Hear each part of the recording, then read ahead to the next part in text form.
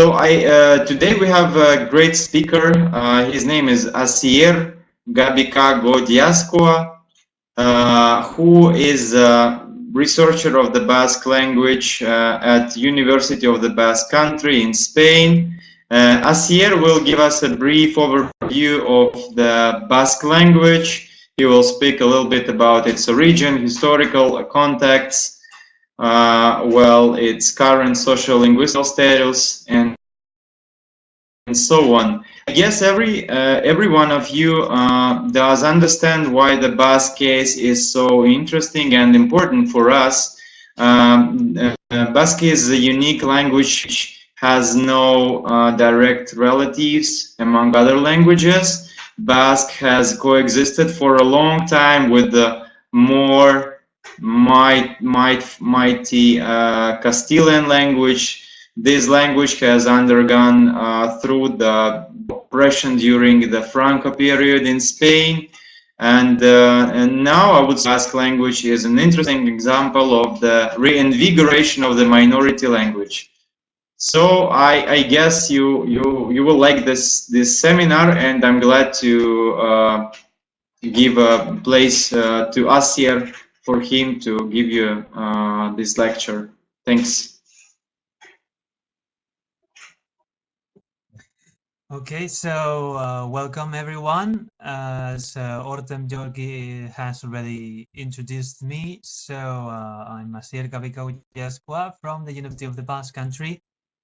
And well, I've been told that, and as he has said right now at the introduction, you are probably more interested in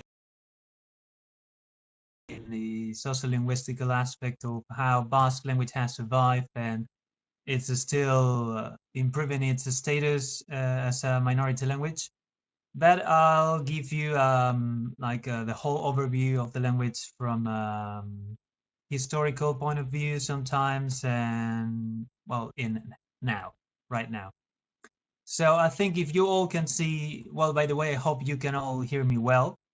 And apart from that, I hope you can see the slides that I've prepared for the occasion. So right at the beginning, the first slide, you can see that Basque language is called euskara in Basque language because okay, you can all see and hear everything well, I hope. Because Basque and all the name in different languages, in Spanish is Vasco and French is also Basque, and I think German is sort of like Baskenland. All those different versions in Latin was also Vasco, Vascones, etc. There were a name given by the neighbors of the people, so it's like we call an exonym. It's not a name that Basque people have given themselves. So Euskara is actually the name of the language, and Basque people call themselves the people who speak Basque language. So it's Euskaldun. That's the word that means Basque speaker. So as you can see, more or less the ethnic aspect of the Basque people has all been around the Basque language itself, rather than any other type of ethnicity or traditions or anything else. It has all been around the language. And as you can see on the second line of the first slide, the word itself, euskara, it comes from a verb, an ancient verb, which was enauzi, which meant to say something or to speak, and kara, which is a suffix which means the way to do something. So actually the language itself, it is meant the way to speak. So it happens in some other languages, as far as I know, like Mansi language, it also meant a way to speak or just language. Well, you can also see the map of the Basque Country, or the map of the territories in which Basque language is spoken nowadays. And on top of it, you see the Basque flag, which even if it's not like popular in all the areas, you can find it all around this territory nowadays. Even if in some parts, especially some parts of Navarre, as I'll tell you later, it's not so accepted, this Basque flag, because it was just invented a little bit over 100 years ago. Before that, Basque people had no flag or no political union at all, and we still don't have political union. The Basque flag is official in the western part of the Basque Country, and also is kind of official northern part on the French side of the Basque Country. So let's move on to the, well, these are the areas that I'll talk about. So we'll have just a quick overview of the language, which I have already anticipated, the geography of the language nowadays and in the past. Then when did we get to know the language? That's the first attestations in different formats. Then I'll talk a little bit about the grammar, but not too much because I don't want to get very technical. You can ask me some details later at the end. And something that most people are interested in when it comes to Basque language is possible links to other languages and what's the origin of this language, etc. I'll let you know what's the situation. And so at the end, we'll have time and space for questions and doubts. So let's just move on to right to the beginning, the quick overview of Basque language.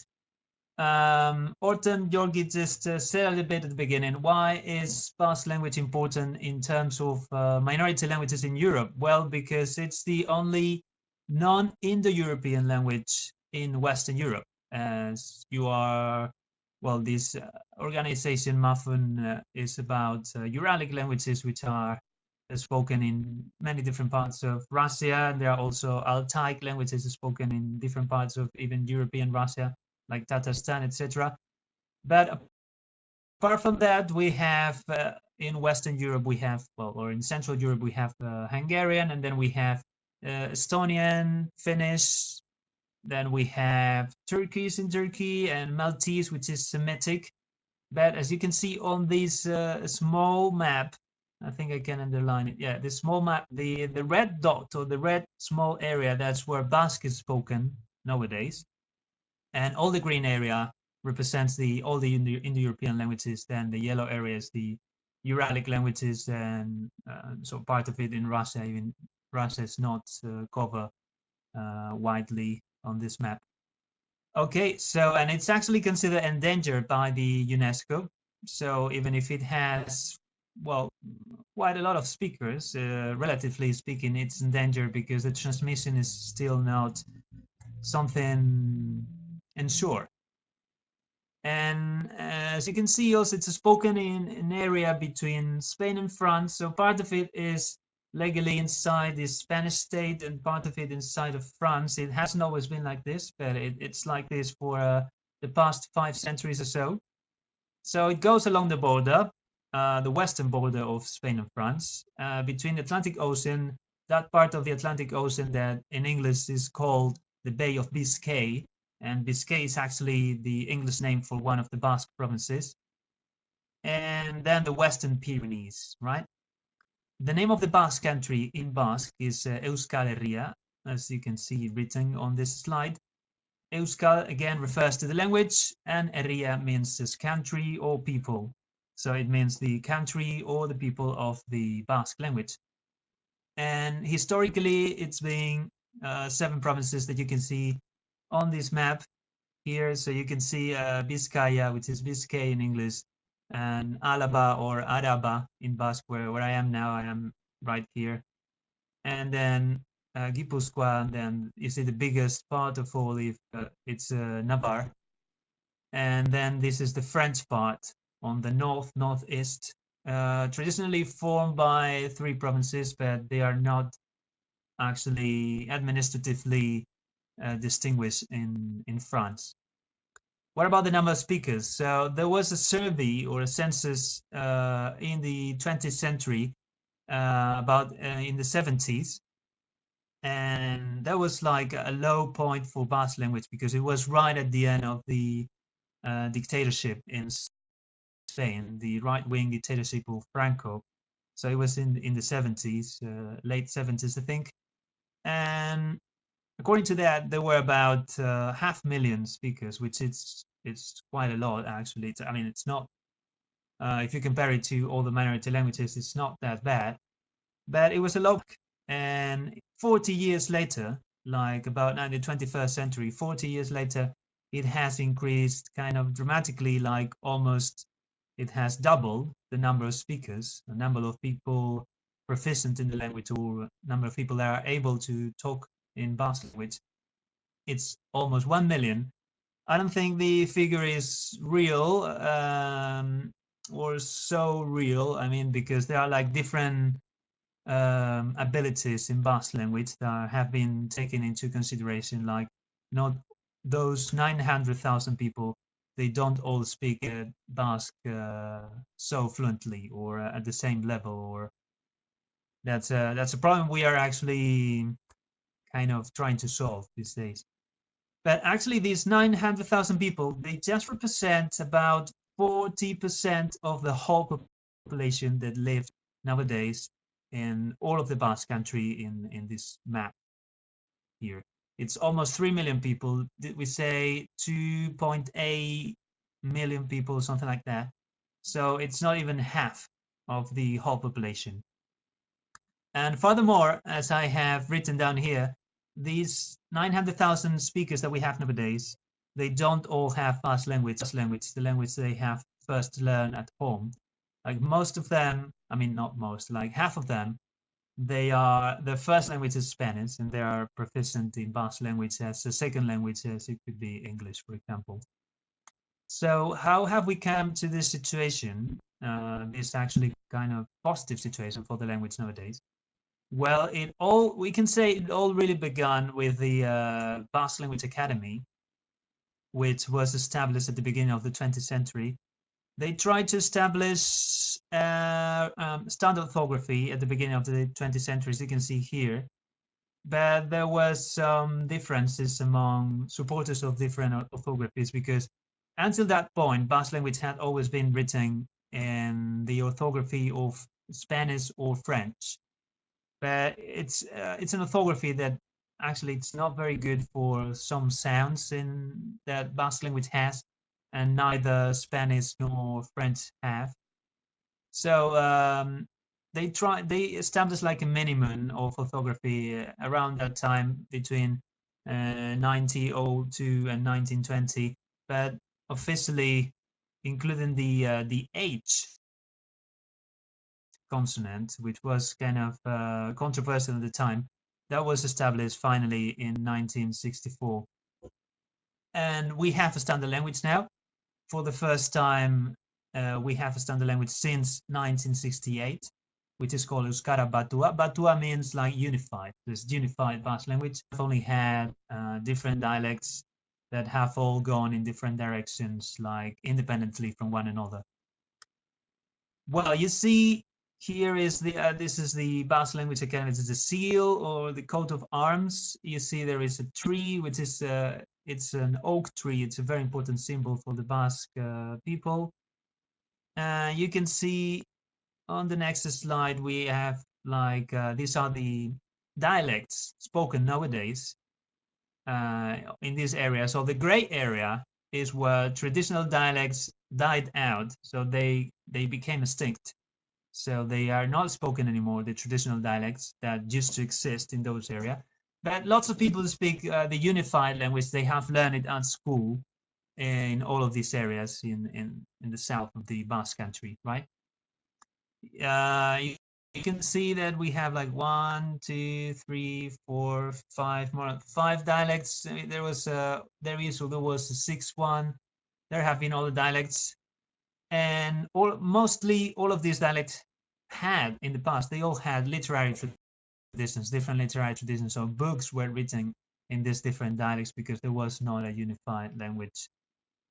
They are still spoken, but nowadays most Basque speakers know both things. They know their own dialect from their own town, and they are competent in the unified language. So to one another, to people from one corner to another, they can all speak in unified language with different levels of competence, of course.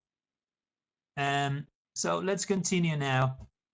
What about the geography of the language? We have already seen a little bit how the Basque Country looks, and what's the historical territory for the language, especially since the 16th century onwards.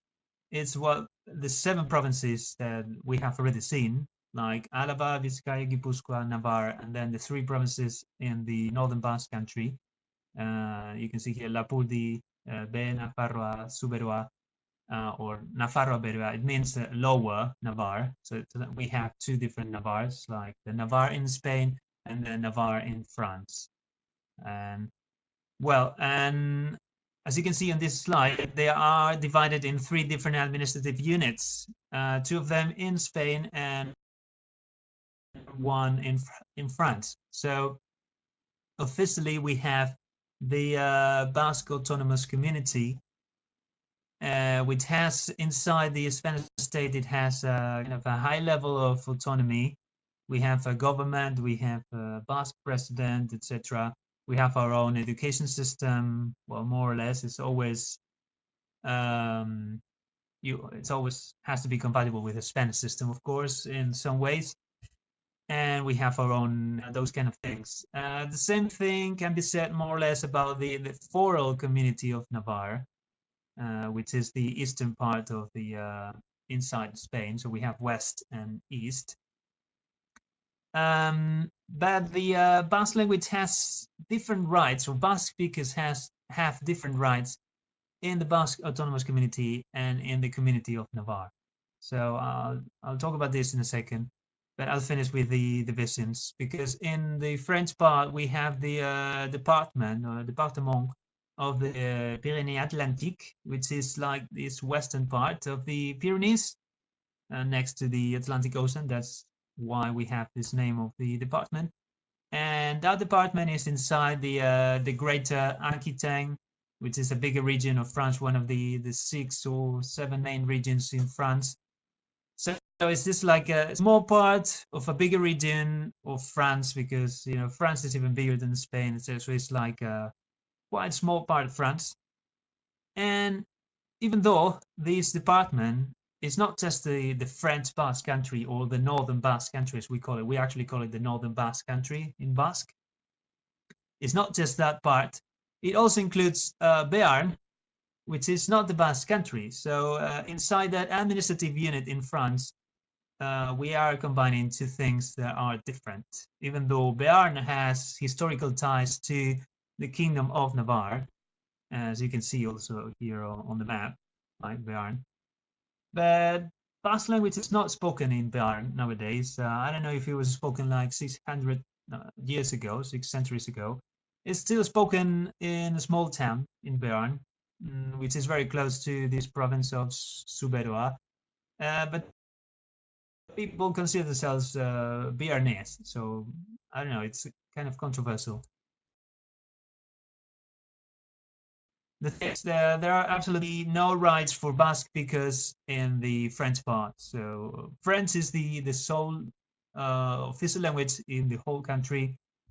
Basque language has no rights, even though you can see like signs in Basque language, like bilingual signs, sometimes trilingual signs, even in towns of the French Basque Country.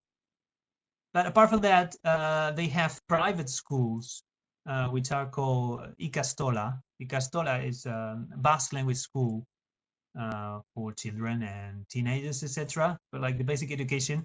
But they are private, and they also exist on this side. I mean, on the southern part of the Basque Country. But that's the only way to study in Basque in that part of France, or of the French Basque countries, in Ikastola. And they're actually always they lack funding.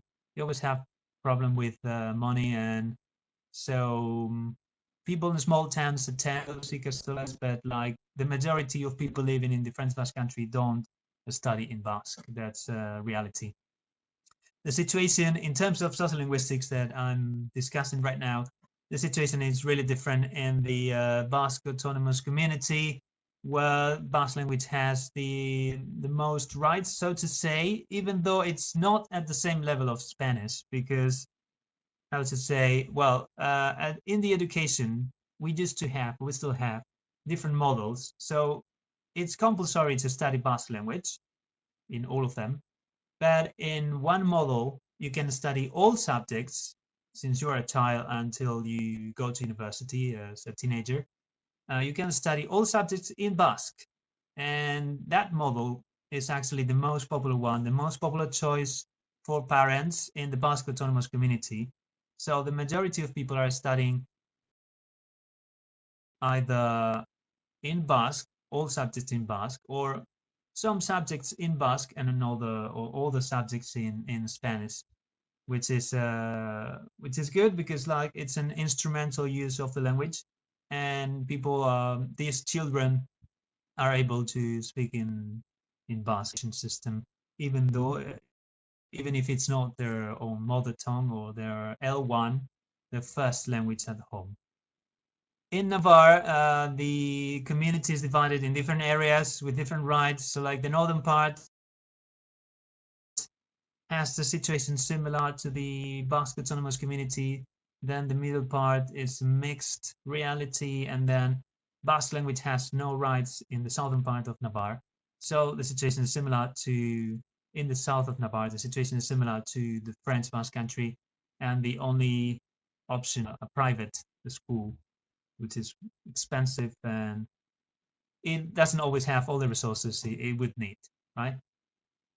And what else can I say? That's about the knowledge of the language and the education system, of course, and also at the level of administration, like the healthcare system, and if you work as a state worker or as a administrative person, Basque language is counted as a merit in the Basque autonomous community, and sometimes in parts of Navarre too.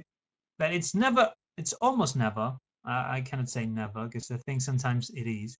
It's almost never a requirement for any position, even in public positions that are funded and created by the Basque government. It's never a requirement. Sometimes it is, but almost never. It's always just a merit. So it's like if you prove you have knowledge in Basque, you get more points or more possibilities for advancement in your career as a public worker. That is just a merit. And actually, Basque speakers are constantly complaining that we cannot get we cannot speak in Basque language with the administration or in the healthcare system. If you go to the doctor, like many doctors won't know Basque, so you have to switch to Spanish, or so it's like the rights of the Basque people to talk in Basque when when they are at hospital or when they have to do some type of bureaucracy, these rights are not respected because most workers, they still don't know Basque language because it's just a merit and not a requirement. What else can I say? Well, that's about the usage. Sorry, the how people learn Basque. There are also like language schools, Basque language schools for adults, so they can learn it after their education, or they can learn it like in the evenings. They can attend lessons, but that's becoming less and less common, I think, because like nowadays the education system provides the language since you are a child. That was very common in the past when most of the adult population didn't know Basque and they wanted to know. And the problem nowadays we are facing is actually the usage. The data about usage of the language is very poor. So like in the total of the Basque Country, would say on the streets, it's just used by about 13% of the people. 13% of the conversations on the street are carried in Basque, and then the rest in Spanish or French. And the data is like the best is in Gipuzkoa, in the province of Gipuzkoa, is like about 31%. But in other areas, it's all under 10% of the conversations are carried in Basque language. So that's a problem we have now.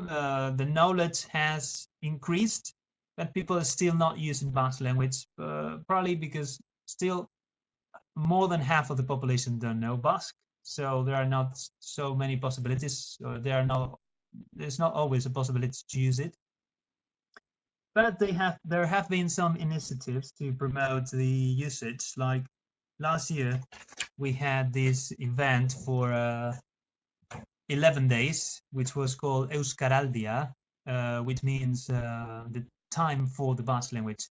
And we proposed, I mean, this organization proposed people to use Basque language as much as they could with other people, and we have like a badge, like a pin or badge here that said that you are a Basque speaker, so you can identify all the Basque speakers or all the people that understand the language, even if they cannot speak it.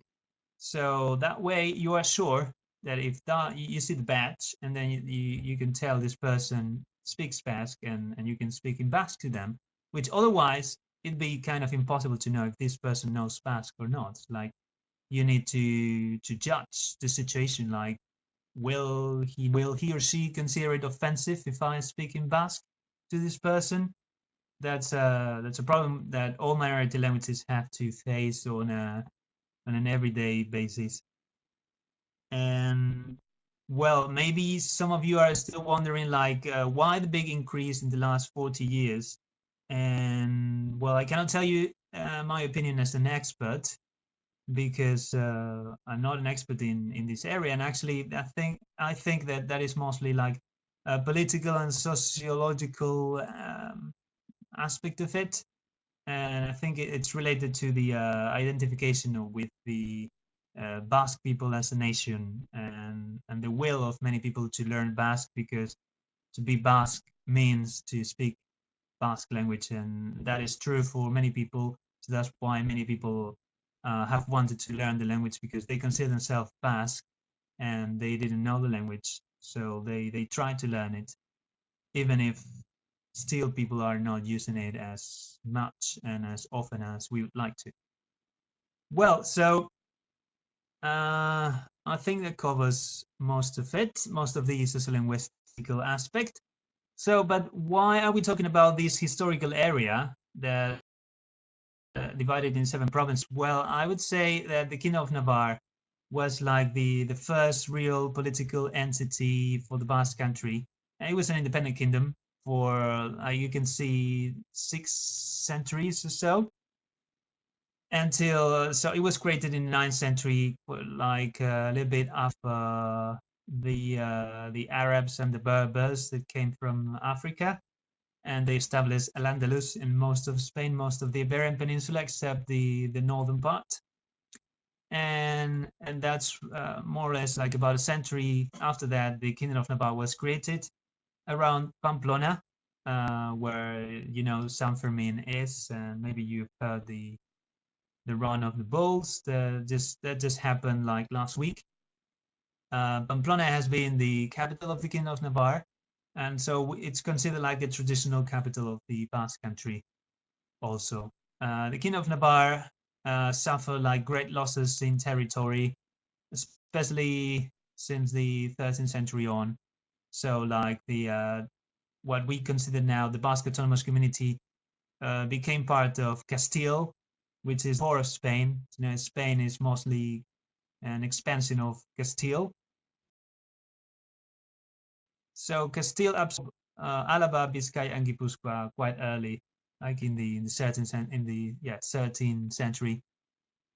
And the rest of Navarre, including what is now the French part, which most of, the rest of Navarre survived till the 16th century.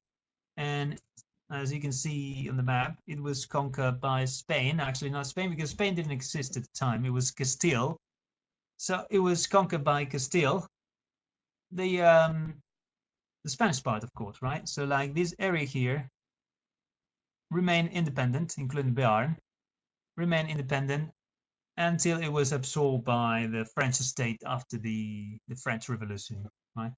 And actually, the Kingdom of Navarre in Spain maintained a few privileges until the 19th century, similar to what happened in France also. And that's why now it is called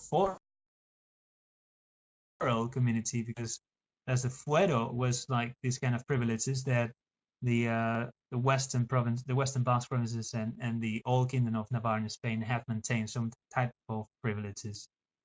Well, so basically the history of Basque language has been a history of territorial, since we have the first attestations of the language, so more or less for the past 2,000 years. because we know from the places, like, so the names of some places, place names, toponyms, toponymic evidence, we know that a version of Basque, maybe not Basque as we know it nowadays, was spoken in most of the Pyrenees and Gascony, which is southwestern France. And then in Middle Ages, it was also spoken in parts of south to the Basque Country, like, which are nowadays in Castile, like Rioja, famous for its wine, and Burgos. In parts of it was spoken, but it was probably because of colonization in Middle Ages from the Basque Country. Then territory laws of the language. What happened in the 17th and the 18th century in Navarre and in Alaba too. The reasons are probably a newly established education system in all of Spain, and also the importance of religion and the Catholic Church. There was a point at which the Catholic Church stopped sending priests that knew Basque to these areas, to Navarre and to Alaba. So, like, people in towns actually had to, were forced to understand Spanish, even if they were Basque speakers. So that combined with education system, like a very basic education system for children, that was compulsorily in Spanish since the 17th, 18th century. Actually, so we had this problem with the loss of territory in Navarre and Alaba. The territory laws carried on in the 19th century. Basque language was lost in most of Alaba at the time, throughout the 19th century. And it began like some of top to bottom loss in Vizcaya and Gipuzkoa, because the elite people, like the rich people, the bourgeois and the noblemen, they began to consider Spanish language to be a better language, better suited for the goals. So they all wanted to speak good Spanish. They all studied abroad. I mean, outside the Basque Country, they studied in Salamanca, in Castile, or in Madrid, or somewhere else. Elite people began to speak just in Spanish. So there was a hit for the in those two provinces, and Basque language was it began to be considered a language of poor people, or people in the countryside, like farmers and peasants and all of that. So people in towns began to speak more and more Spanish, which was definitely increased throughout the 20th century thanks to the industry established in Vizcaya and Gipuzkoa. Lots of workers came from all of Spain, from different parts of Spain, Castile, Extremadura, Andalusia, and many other parts. They're like in droves. They came in thousands and hundreds of thousands. So then in many towns, many small towns in those two provinces, Basque speakers found themselves to be a minority in the 20th century, and they began to lose the language. And what about the northern Basque Country in France? Well, actually the loss probably began when after the French Revolution, like when the French language was established as the only official language, etc., and an education system was enforced throughout France, just in French, and like to be a good citizen, you had to speak good French, etc. But they took a great hit in the 19th century because it was a very impoverished, very poor region of France. So they emigrated a lot from the countryside in the northern Basque Country to America, especially Argentina, Uruguay, and some other parts too, and United States too, actually California. And this emigration was dramatic. Like almost half of the population migrated to the Americas in the 19th century. Then the loss continued throughout the 20th century because more and more people became identified with the French state, with being a French person. And also the language policy hasn't helped in the recovery of Basque language or in stopping this loss, of course. So because French being the only important language, there like more and more people lost the language because of that. Okay, moving on. I think I have some maps here just to illustrate the points I've made. Some of these images are not in good quality here on these slides, but it doesn't really matter. It's just to have a quick idea of what I'm talking about. The first map is just some Basque language toponyms or place names in all this area outside the Basque Country. So like all of this is Gascony here, southwestern France, and then all throughout the Pyrenees, even including these parts of this Aragon in Spain and parts of Catalonia and Andorra, which is an independent, more or less independent country, right? Small country in the Pyrenees. These are all names that can be easily considered Basque language. So we can suppose that Basque language was at some point spoken in all these areas, but we have no way to prove it other than these names here. Other maps have already said the same thing. Like this is the supposed extent of the Basque language, like after the Romans, more or less. This is the territory lost, the third map. In the bottom is the territory lost, like in different waves throughout time. So like in the Roman times, it was supposed to include all of Aquitaine, this area here, because, well, Roman writers actually, I'm going to show you later about the Aquitaine people and the Aquitaine language, which was spoken like more or less 2,000 years ago. A Roman writer, including Caesar, they said that they were different people from the rest of France. They were not Gaulish, they were not Celts. They spoke a different language, and which was, in all likelihood, it was a very close antecessor, which we are not very sure of. So, and then you can see it was also spoken like a little bit more to the south, to the Basque Country, and this is the area nowadays. Okay, this is the last map is the situation more or less in the 9th century, in which you had the French kingdom, or the Frankish kingdom actually, was Charlemagne, Charles the Great, and we had the dukedom of Wascony or Gascony at the time, which was mostly populated by Basque speakers. And then also these counties here, they officially belong also to the Frankish kingdom, but many of them were ruled by counts of Basque origin or Basconic origins. That's why we find all these name places in. What about the proper history of the language with like texts and inscriptions, etc.?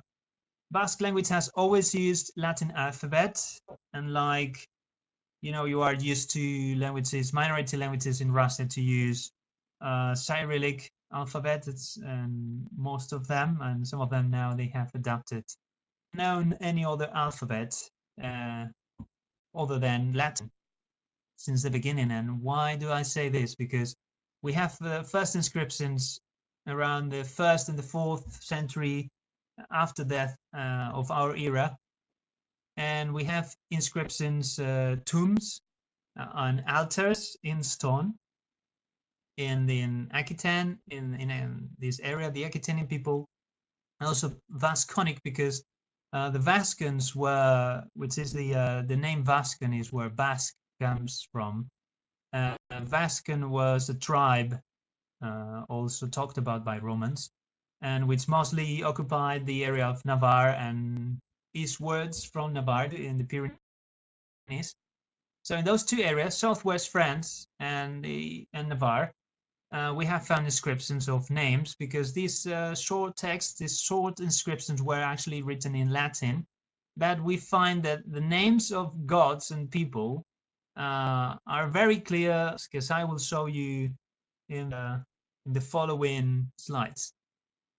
But then after that, we have to wait like, you see, many centuries, like 6 centuries at least, to find the first medieval text that included like short phrases in Basque around the 10th, 11th century, and some words, some small words in Basque.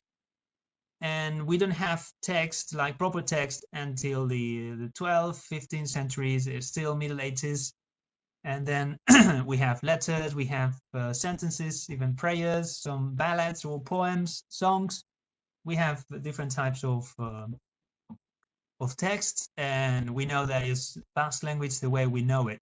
So there was probably a big change in the language in these 8 centuries that we know little of. So because there is quite a like a jump between Aquitanian and Basque, medieval Basque. There is certain continuity, but well, I guess the language changed a lot. We don't know exactly how.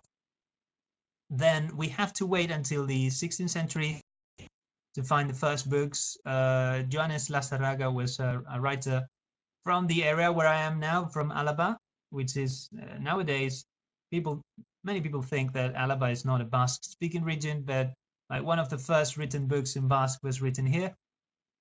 And then the printed books, of course, after the invention of the print by Gutenberg.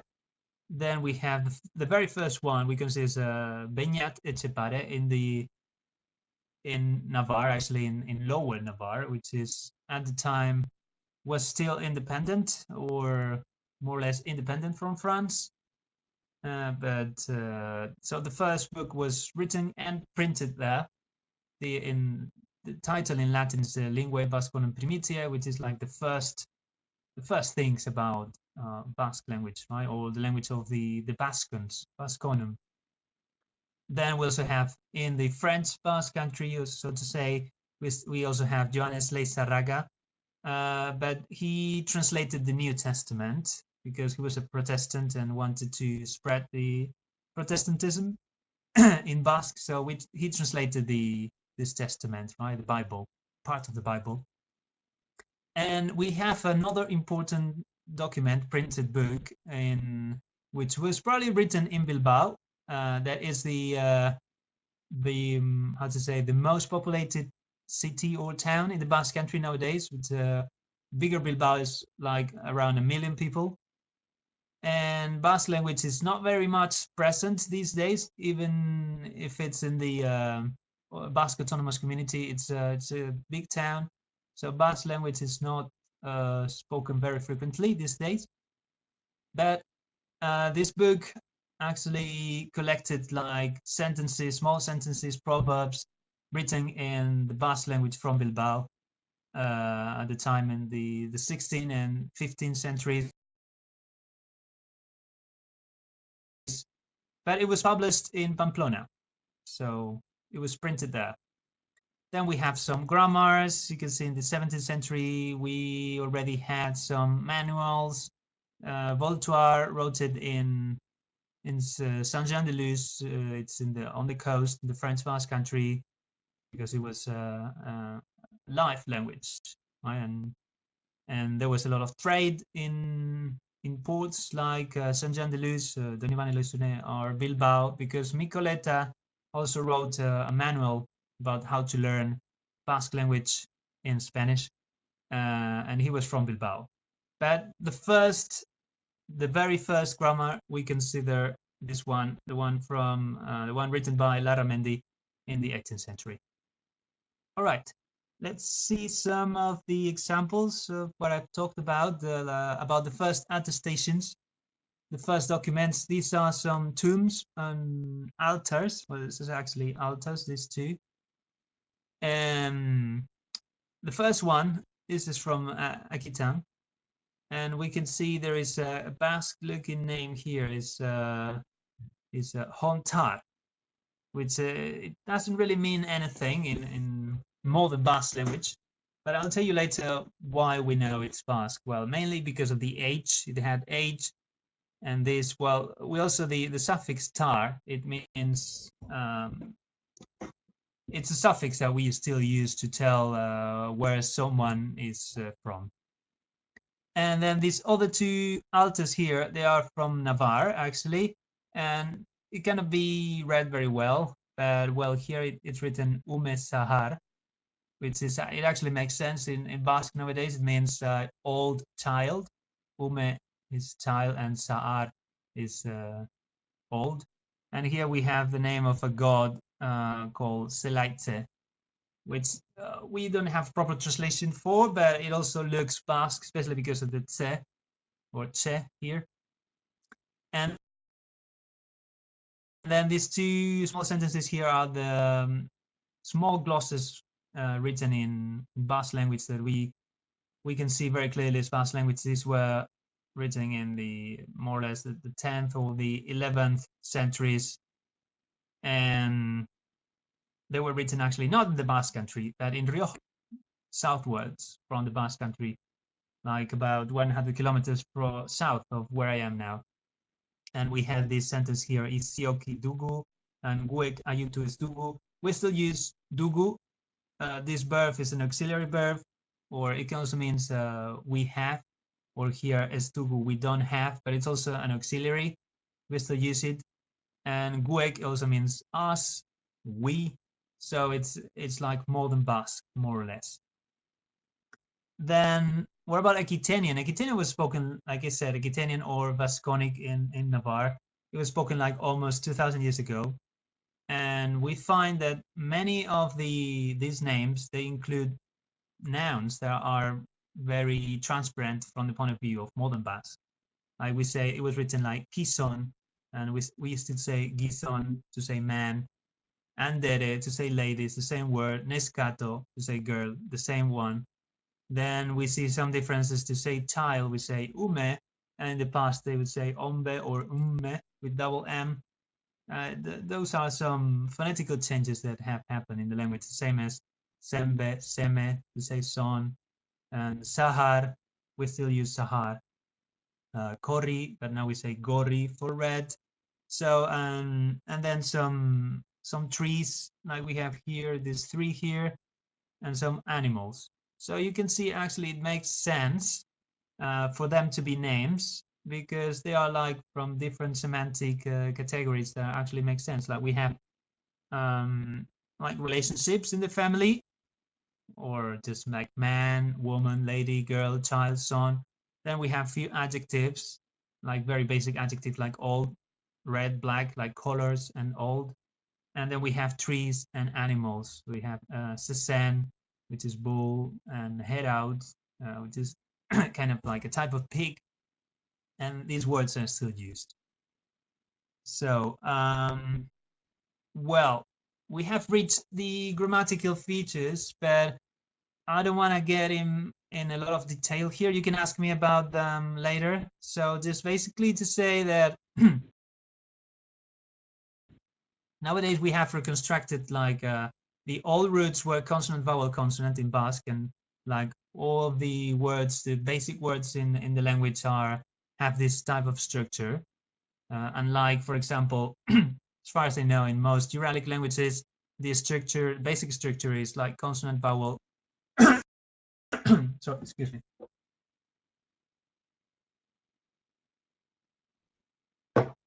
But the old Basque language had this structure, and we have many roots that actually fit this structure. The phonetics are kind of simple in Basque language. We only have 5 vowels. Like that is one of the reasons why people say Basque sounds like Spanish. Even in the French Basque Country, people say that sometimes. Even though some speakers from Basque speakers on the French side, they have a proper French accent, which that is like a very modern thing. In the past, they didn't used to have French accent. But like normal Basque, like a kind of a neutral Basque, some people say, well, it sounds like Spanish. If you don't know either Spanish or Basque, then you can't understand anything from Basque anyway. But people say it sounds similar. Well, one of the reasons is only 5 vowels, except in some part of northeastern Basque Country, so that is on the French side, we have the U vowel. But they say it's like a new development that happened probably in Middle Ages or so. So it's not a very ancient feature. Then Basque language is rich in sibilant sounds. Like we have 3 different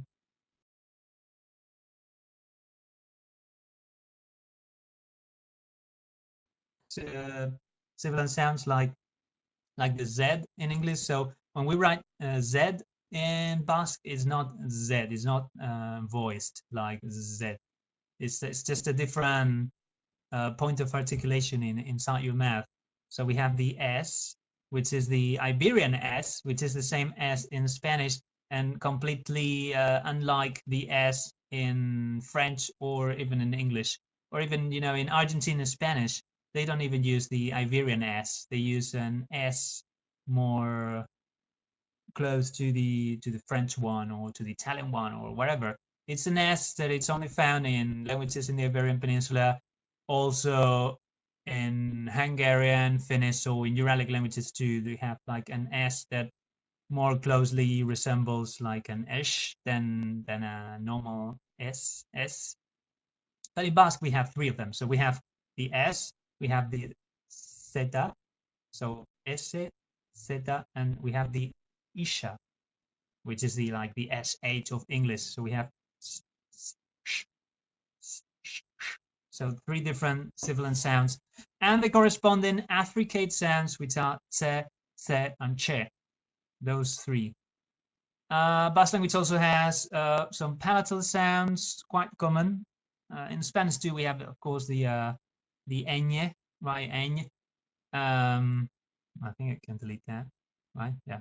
So the ñ is not a letter we would normally write in Basque. Sometimes yes. Traditionally, it has been used in Basque language, but sometimes what we use is actually a combination of the vowel I and then the consonant N. So whenever you find IN, that is actually pronounced ñ. And the same thing happens with the double L. So normally, not in all dialects, of course, IL is pronounced el, right? But apart from those two that also exist in Spanish, unlike English, for example, English doesn't have ñ or el. But apart from those two that exist in Spanish, we also have like palatal D and palatal T, like ye and che, right? Basque language used to have an aspirated throughout the language in the past, like in Middle Ages, for example, 1,000 years ago. We know for a fact that aspirated even here where I am now in this southern Basque Country in Alaba. So the h existed, but nowadays we write it. We write an h, which was, like I said at the beginning, a controversial decision in the 20th century, in the 60s.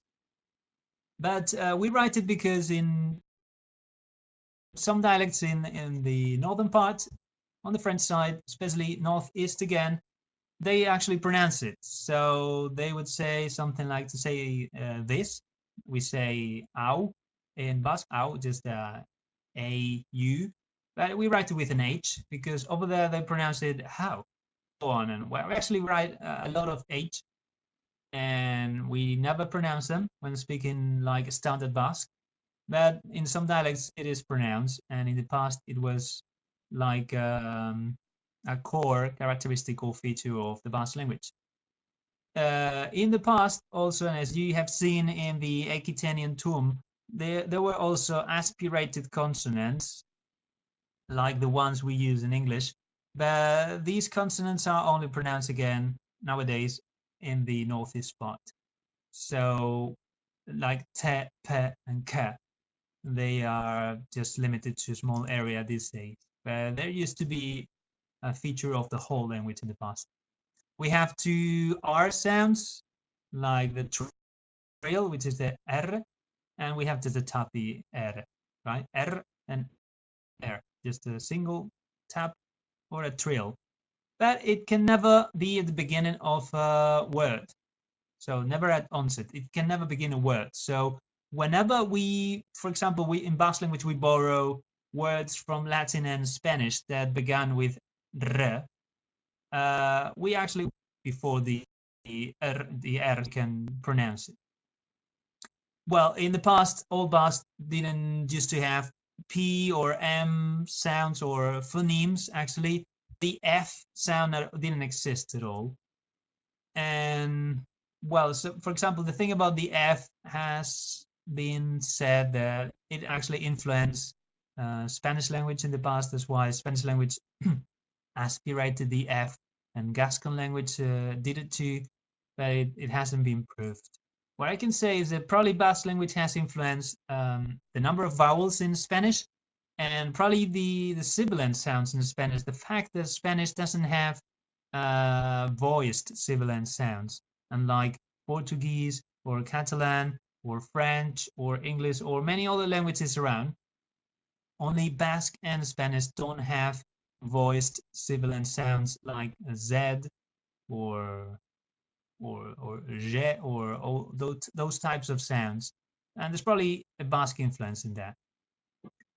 And well, the morphology is actually similar to the Uralic languages that you are familiar with. So it uses suffixes for the declension, and it has cases, but it doesn't have accusative or nominative accusative because it's an ergative language, which I cannot dwell on right now. I can explain maybe at the end.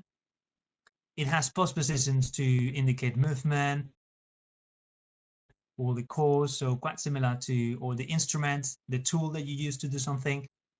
Those are things that exist in Uralic languages too. And we also use suffixes for derivation, or for example, we can create adjectives from nouns, or we can create nouns from adjectives, verbs. We also use suffixes for that because there are no prefixes in noun morphology, and the ones we have today, like about 2 or 3, they're like very modern. And like noun morphology, in verb morphology makes use of both prefixes and suffixes. So we consider that to be like an older state of the language in which we used to have more prefixes, but nowadays we only use suffixes in most of the morphology of the language. But the Basque verb is the most complex, so I cannot explain it in detail right now.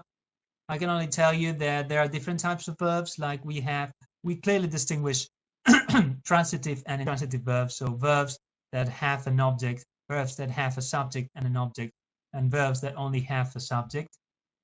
And they are clearly distinguished in the conjugation.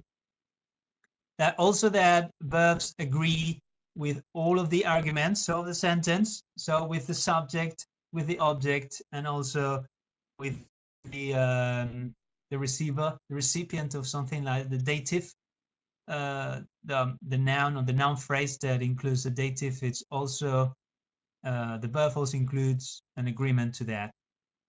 So it's quite. And apart from that, we also distinguish 2 different types of verbs, which are synthetic and analytical verbs. Some tenses are always analytical with all verbs, but a small set of verbs, or past verbs, are synthetic in a few tenses, like present simple and past simple, etc. They use synthetic forms. They don't use auxiliary verbs. But the majority of Basque verbs, they use analytical. So they use an analytical structure for all tenses. So they use auxiliary verbs, and we only have like 4 or 5, depending on how you count them, 4 or 5 auxiliary verbs. Like in English, for example, we have do, we have, will, etc. We have auxiliary verbs, and those auxiliary verbs are conjugated, and those auxiliary verbs include the argument agreement that I've talked about, not the lexical verb, which is unchanged. The lexical verbs only reflect the aspect, whether it is something like going on, or it's something that is going to happen in the future, or it's something that is finished. So the aspect of the tense, that is the only in the lexical verb when we are talking about analytical verbs. Then the auxiliary verbs carries part of the tense, like present or past, or hypothetical, etc., and the agreement. And then we have the syntax, which is also, well, I was going to say similar to Uralic languages, and I think it varies from one language to another. And I think, for example, I'm not familiar with many Uralic languages. I'm familiar with Finnish. So I know Finnish, for example, is an SVO language. So it's subject, verb, object. And I don't know if that's common for Uralic languages. I think it probably is. But the SOV order is common in Altai languages like Turkish or Tatar or Mongol, all languages. I think they use the subject, object, verb order, like in Basque. And that is like the neutral order in Basque, but what we say is the Basque language is mostly non-configurational, which means that the order is quite free. So it's more or less like Russian in that regard. Like it doesn't matter very much where you put the elements. Well, it matters depending on what you want to emphasize, right? Which part of the sentences carries the importance of the sentence. So it's not a problem if we order the elements in a different order, different array of elements. But very importantly, the adjective always follows the noun, almost always. There are a few exceptions, very few, but genitive comes before and relative clauses come before. So this is like an exception. Then questions and negative sentences in Basque are kind of complex because we move the elements, we change the order of the elements, kind of like the way we do in English sometimes with questions. Or so I can explain it. I cannot explain it right now in detail. And finally, the lexicon. Where do the words, the Basque words, come from? So I would say this is not for sure, but like the native core of the language, the native lexicon, it's just about like 200 roots, 200 CVC, consonant, vowel, consonant roots, that when combined conforms like the nucleus, the core of the language, which are like the most basic words. But after Basque language came into contact with Latin, like 2000 years, and then all the Romance languages that are surrounding Basque language, well, Basque language has intensively borrowed from Latin and from Romance. So nowadays we can say that at least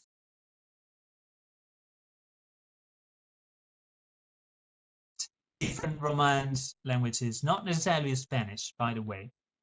Sometimes these words are difficult to recognize from the point of view of a Spanish speaker, but they are Romance or Latin nonetheless. There has been an ongoing trend of linguistic purity in Basque language since at least the 19th century, or even farther on, since the 18th century.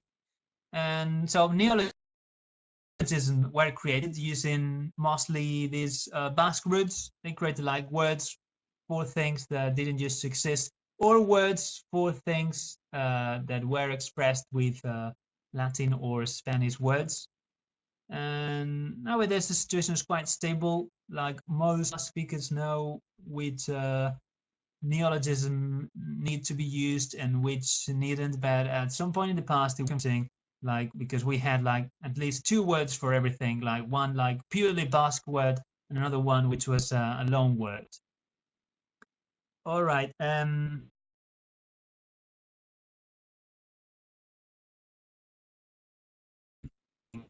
Romance is that they also include like everyday words, not just like things for new realities or new technologies that didn't exist before, but like everyday words, like for example, flower, tree, cave, a feather, and even air, leg. All those words that I've told you now in English, they have words in Basque that are actually, they come from Latin.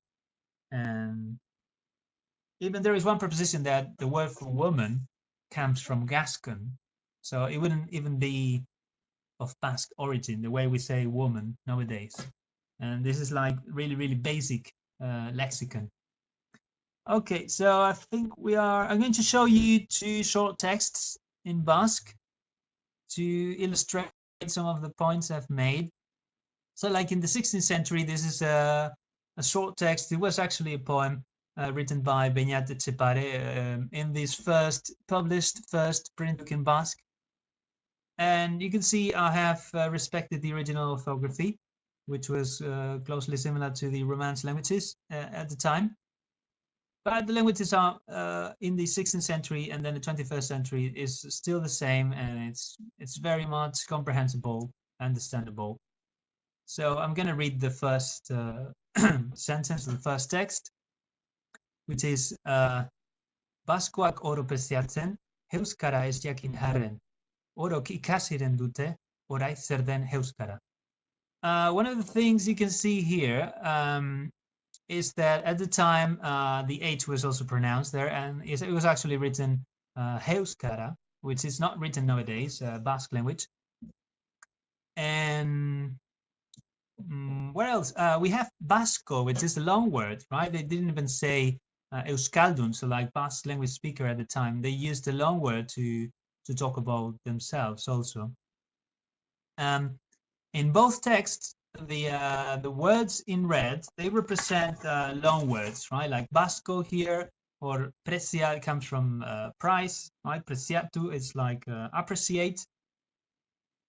And then in the text from the 21st century, you have imposible, which is impossible, right? Repicatu, which means to repeat, comes from repicar in Spanish. As you can see, we have E before because it begins with an R. Then mundu, which is world, it comes from Latin mundus. And this is the verb bukatu, bukatzen, which also comes from like mouth. It means to end, so it's to come to a mouth, to come to an end, like rivers, for example, when they come to the river mouth, when they end. And leku, which is a Latin long word to say a place, and that's it. I'm gonna read the other text, and then I'll tell you about all the notes on the text. So in the 21st century, this is a short extract from a novel published in 2009 by a Basque writer from Vizcaya, but it's written in standard Basque. So, ipuin batzuk imposibleak dira, eta errepikatu egiten dira. Hiri batzuk zutan daude, eta nik denak ikusi nahi ditut. Mundua bukatzen den leku honetan, egingo dudan azken egunean, idazten dizut. Jakin dezazun ezinezko ipuin baten seme-alabak garela. All right, so you can see the long words. I've already told you about them. Then other things I've written here is like I have underlined the verbs, the analytical verbs and the synthetic verbs, both of them. So for example, we have here like ikasiren dute, and it means they will learn. This then here, it means like it's future, and this is like they will, or actually dute, it means they have. So they have to learn, something like that. They have to learn. Ikasi is the analytical verb, the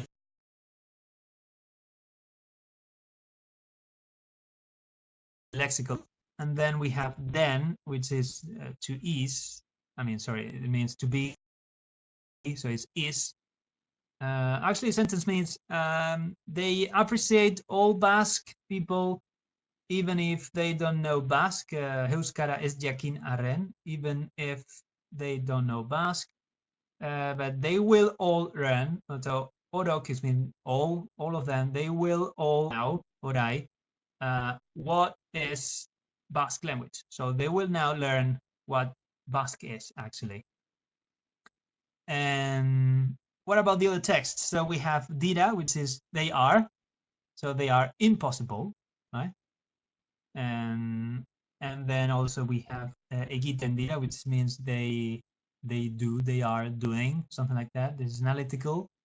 We have daude, which means they are. It's different verbs like they stay or something like that.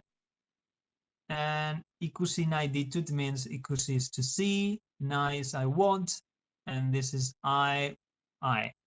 It's the auxiliary for I have them, or something like that. I have them. So it means I want to see them. I want to see them. I have them, want, see. And we also have here bukatzen then. Bukatu is the verb. Then it means it's ongoing now. It means is finishing or is ending.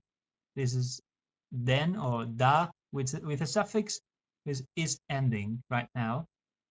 And then dudan is also I have it. So and this is the future go. So I have to do something. And here again we see the this aspect of ongoing action, like idatzi means to write, and idazten is writing. So and this is me to you. So it's I am writing to you. So I to you, I'm writing, something like that. Then we have yakin, which you see is the same verb on both texts. So we have yakin here and yakin here, only that here we write it with a J, here with an I, here we have a K, here we have QU, which was the old orthography, Romance-like orthography, but now it's yakin, the same verb to know. And this is auxiliary for a subjunctive tense, so it's more complex, right? And then we have garela, which is we are, the verb to be, we are. And finally, in bold letters, what you have are some suffixes for declension. Like this is plural of Basco is Basque, so Basquac is the Basques, right? The plural of it. And the same thing with impossible ac, which is the impossible ones, so it's a plural of impossible. And what else do we have here? Sutan, su means fire, and tan is the suffix for location, for place. So it's they are in fire. So this is they are. Some iribatzuk is some towns are in fire. And then ni means I. So nik is like I with the ergative case. I want to do something. And mundua here a is the article, so it's the world. Mundu a. And again, we have here tan, which is in, right? In this place. Onetan is mean this, so au plus tan is onetan, in this place. Again, we have in here, this means day, so it's in the day, or on the day, actually is proper English. And here we have genitive, like is from or from one, but means one, or a, so it's from one tail. So, and seme alavak, we have seen seme before when we were talking about Aquitanian, means son, alava means daughter. So it's like we are daughters and sons of an impossible tale. Actually, it says here, or of or from an impossible tale. All right, well, I think that's enough about that. So we are about to finish. Just for you to see the situation, like surrounded by Romance languages. Here is Spanish, Catalan. We have an Aragonese, both of which have been probably heavily influenced by Basque language or Aquitanian. That's why they are in different color. And then to the west of us, we have Cantabrian, Asturian, Leonese. They all part of the same family, also Galician, etc., Portuguese, this area here. And then French and different Romance languages in France, Occitan, which is a very close relative of Catalan, etc. And then also Celtic languages around here, which were spoken all around Basque language in the past, but nowadays not so much. So to finish, let's just clarify the situation about the origins of the language or possible links. Well, Basque language being an isolate language, it's considered, and it is an isolate language. It has been compared to many languages. Mainly two hypotheses have been considered throughout the centuries, or the past 2 centuries at least. And one of them is looking at the south or southeast. We had Iberian languages or Iberian language during Roman times. And then Iberian was thought to be related to Berber by some people. And so Basque language has also been compared to Berber languages in Northern Africa. And then African languages somewhere else in Africa, right, have been the object of comparison to Basque language. To one of these efforts is quite recent, actually. And looking at the east of Europe, then in the Caucasus area, right, we have mainly these 3 families, like the Georgian in Georgia, in Sakartvelo, right? And then the other 2 families are actually in the Russian Federation, right? The Circassian family, language family, or the northwest, and the Nakh Dagestanian, the northeast of the Caucasus. So we have these 3 families, which are we don't know for sure if they are related. So when people compare Basque language to Caucasian languages, well, they need to take into account that there are 3 different families, and they haven't been proved to be related to each other. So what are the problems actually with Iberian, for example? Iberian is extinct. It has been extinct for 2,000 years. And yes, we have lots of inscriptions and text, not only Latin alphabet, but also in a different Iberian alphabet, actually, so syllabary. And it's true that the phonetics were extremely similar between Basque and Iberian. The main problem is that there was no H sound in Iberian, whereas in Aquitanian inscriptions there were H's everywhere, and aspirated sounds and aspirated consonants. But in no Iberian texts we found an aspiration, so that is like one distinguishing feature between these 2 languages in terms of phonetics. What is the main problem with Iberian? That it's an undeciphered language. It's like we can read it, but we don't know what the text wants to say. We don't know the meaning of the text. So we don't know the morphology of the language. What if there are any suffixes? What these suffixes mean? The words. And even if people have tried to understand this text used in Basque language, it's not possible. So you cannot take modern Basque or even Aquitanian and try to translate the Iberian text. So that probably means they are not related, because if they were related, you could use Basque to understand the Iberian text, and that is not the reality. Even though they were neighbors or neighboring languages, more or less, they were quite close geographically. So it's suspected to be some long words between Iberian and Basque. One of them is probably the inscripted word in Iberian. We have salir, inscripted probably on coins and those type of things, and it probably meant money at the time. And we have the word sari in Basque, which means bride. So it's probably it also used to meant some kind of money. So it's probably related. It's a loan word. They probably took this word from Iberian, even if they are not related languages. Caucasian languages, it has these hypothesis has different problems. Like to begin with, the phonetics in this case are extremely different. The Caucasian languages have lots of consonants, very few vowels in many of them, and they have many consonant clusters. So like many consonants together, one after another, which is very uncommon in Basque. So just to begin the comparison between Caucasian languages and Basque, you need to establish like some minimum basis. How do you compare these phonetics? It's really hard. It is true that in most Caucasian languages you have ergative, which is a special case for subjects, right? For subjects of transitive verbs, but it somehow works differently in Basque and some other Caucasian languages like Georgian, for example. Because I don't remember very well. I think in Georgian you only use it in the past or something like that.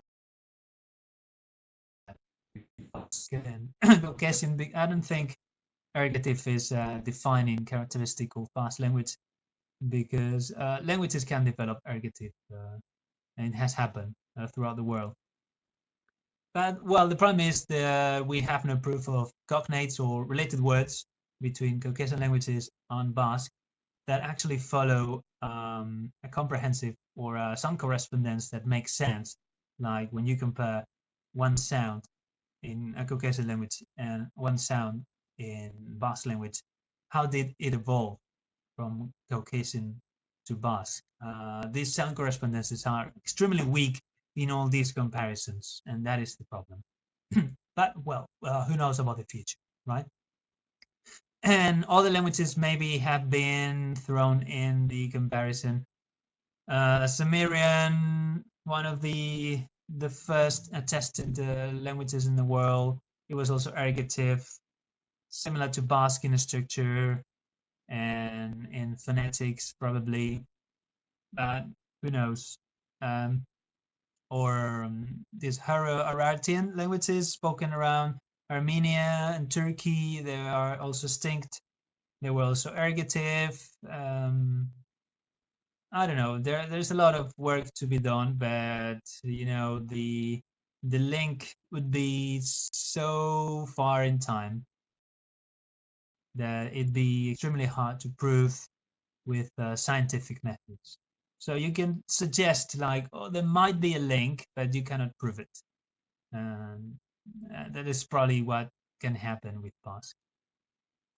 But what about the population itself? So we're talking about the language, but the population has been shown in logical studies to have come to this area, to the Basque Country area, mainly in two migrations. So one in the Neolithic era, Neolithic age, and another one in the Bronze Age.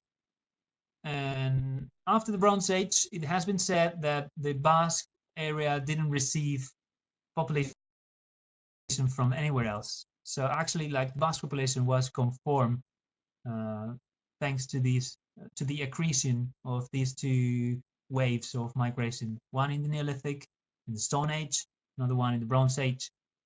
The one in the Neolithic migration, actually, it's said to have from Turkey, Eastern Turkey, or something like that, to most of Western Europe at the time, and the British Isles, or Britain and Ireland. And they're responsible for all the megalithic constructions all in Western Europe. So all in France, in the Atlantic coast in Spain, and Britain and Ireland. These people that came all the way from Asia or from Anatolia, they were said to be shepherds, or mostly shepherds, probably farmers too, like basic farmers. And that's why they had this complex religion that required them to build stone monuments, these megalithic monuments like Stonehenge and many others. There are thousands of them, also in France, in Brittany, and southwest France, and all of the Atlantic coast, etc., in the Basque Country too, of course. And then the Bronze Age migration from the Eurasian steppes, like it said, like south, it migrated to all of Central Europe, also the Iberian Peninsula. And this migration is considered to be the Indo-European people. So according to these studies, the Basque people also are partly Indo-European, like ethnically, even if the language is not Indo-European. So, or well, probably Indo-European languages influenced Basque language or an ancestor of Basque language like thousands of years ago when this migration happened. So if we have to look for the origins of the language, it was probably brought by these two migrations somehow, or these two influences, these two people that came in different periods, they mingle and they created like a completely different language by their own. So probably the basis was this migration in the Neolithic that I can show you here, this green arrow, Neolithic migration from Turkey, the Balkans, and Sardinia, and the Basque Country, and then all of France, all of the Atlantic coast, and Britain and Ireland. And then some thousand years afterwards, we had this migration from Russia and Ukraine, which were Indo-European people, and they also established themselves in the Basque Country, and they are also ancestors to the Basque people, even if they are not direct ancestors to the language. So that's a mystery to be solved. And to summarize the situation, we have these three maps here, and we see like the Bascones, the Bascan people, and the Aquitanian people were in this area. This is like Roman times. We have Iberian along the Mediterranean coast, and then Indo-European languages everywhere else. So like Celtic languages in green, all the Indo-European languages in yellow, all the colors. So Germanic languages in brown here. The second map is very similar. Just the colors have Aquitanian and Basconic people in red, the supposedly Iberian people in green, and then these blue people here are Celtic populations, and all the Indo-European peoples in the south, like Cartesians. And the last one is mostly the same. Iberian, Celtic languages, Indo-European languages, Gaulish, which was a Celtic language. And that was the situation 2,000 years ago. Before that, we don't really know anything about the language. All the languages spoken, well, anywhere in Europe or the Iberian Peninsula or Western Europe. So this is as far as we can reach in the past regarding Basque language. And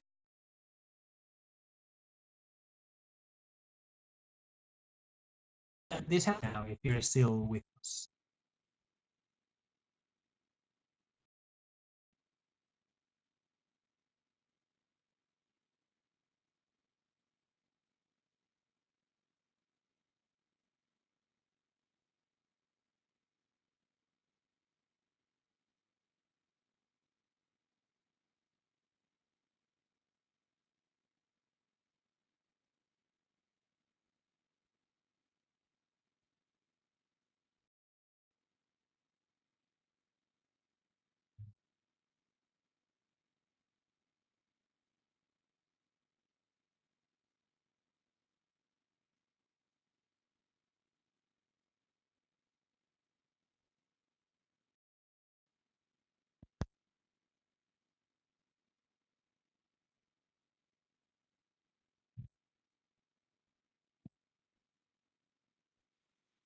Here, many thanks. Now we are waiting for the questions from the participants. Okay, yeah. Yes, you can see the first one. I guess the question by Anna Voronkova was within the context. Yeah. I would like to ask her to clarify the context once again, many time ago. And now we have the question from Slobodan Vasic. Mm-hmm. Not question, but comment. Yes, comment. we have Slobodan Vasic's, the most interesting topic for me is the origin of the language. Well, I have commented on what I can tell about it. I don't know if they have any specific questions. Slobodan says, any suggestion on the books to read about Basque language? Well, if you speak English, there is one book to be read. I'm going to show you.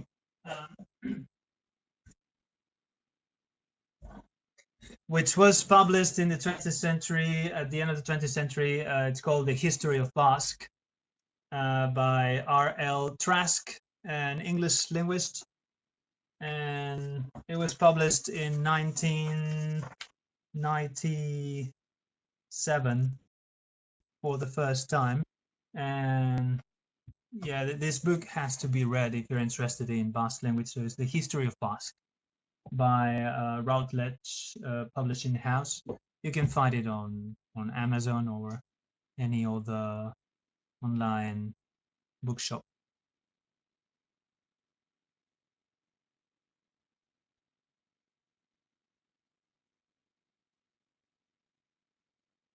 I don't know if Anna Voronkova is still with us.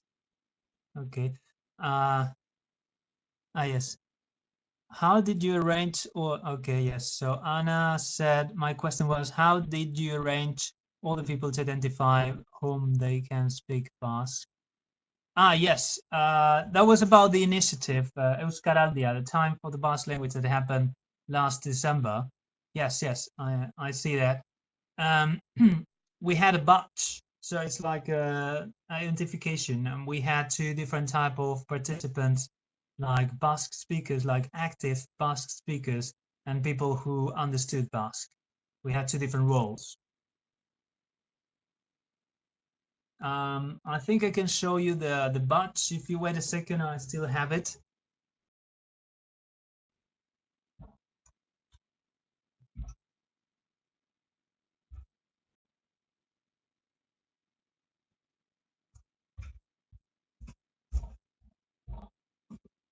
Yes. All right. So we had. Let me see. Yeah, this is the batch. Where's the camera? Okay. It's a mouth, so it means that you can speak Basque language, and it has a name that says AOBC. It means like lively mouth, something like that. So like you are able to speak. And the other batch had an ear, so it means like you can understand.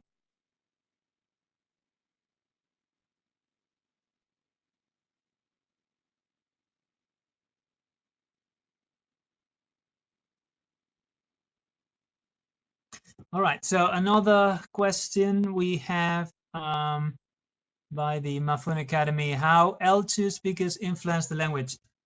Well, there is an area of research that is being taken into account nowadays, like because probably most of the speakers are L2 at this point. If you see the numbers, well, most, like half, at least half of them are L2. So their influence is noticeable in phonetics, like they done sometimes. I mean, I'm overgeneralizing, of course, that sometimes they don't pronounce like some sounds that don't exist in Spanish, they don't pronounce them properly in Basque. But it's not a problem for comprehension. So it's just a matter of accent sometimes. And the word order has also been affected sometimes. So people tend to have a sentence structure that closely resembles the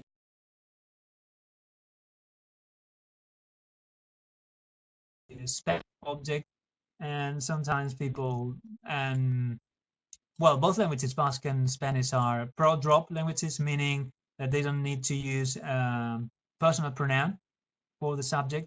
So sometimes the sentences are just like verb object, right?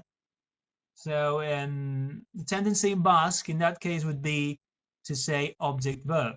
But many L2 speakers, they pronounce verb, or they say they utter verb object as in Spanish. All right, another question would be Sergei Tereshenkov says, when I studied in Munich, one of my professors, Theo Veneman, well, he's a famous Bascologist, who'd say, well, researcher of Basque, supposed that many toponyms in Europe, not only in the Basque Country, Spain or France, but also, for example, in Germany, have a Basque origin. Have you heard of this hypothesis? What do you think about it? Yeah, it's a very well-known hypothesis.